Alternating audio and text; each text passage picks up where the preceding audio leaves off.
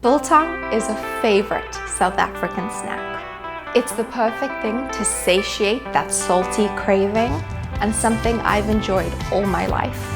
It has become an essential part of the South African food tapestry and is so ingrained in every part of our history.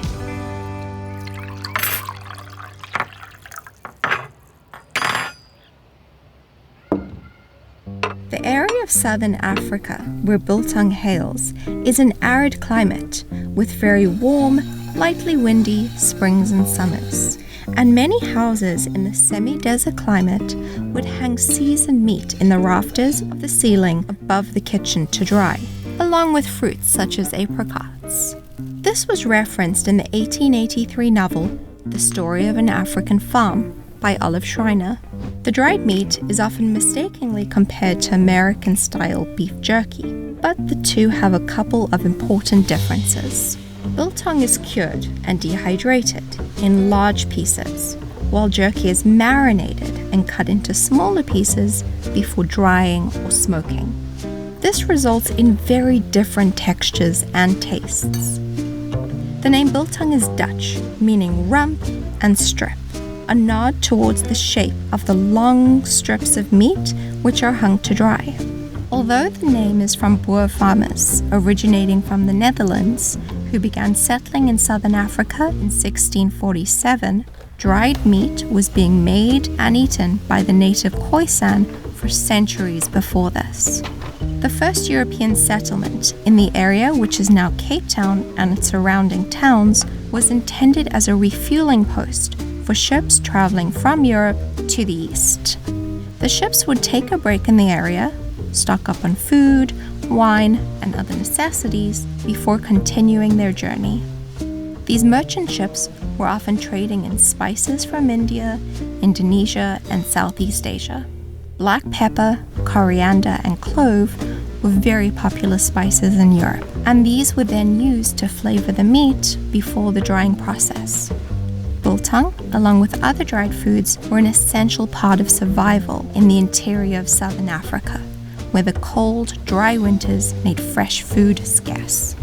In order for people to make biltong in different climates, they need to find a way to simulate those conditions. A drying box like this allows for airflow and for the meat to hang without the meat touching anything for the days or weeks necessary. The light from the glass bulb provides a small amount of heat, which helps the drying process. The light bulb is not essential.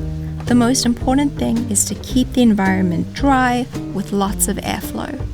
A box like this could also be fashioned out of a large cardboard box and a small fan.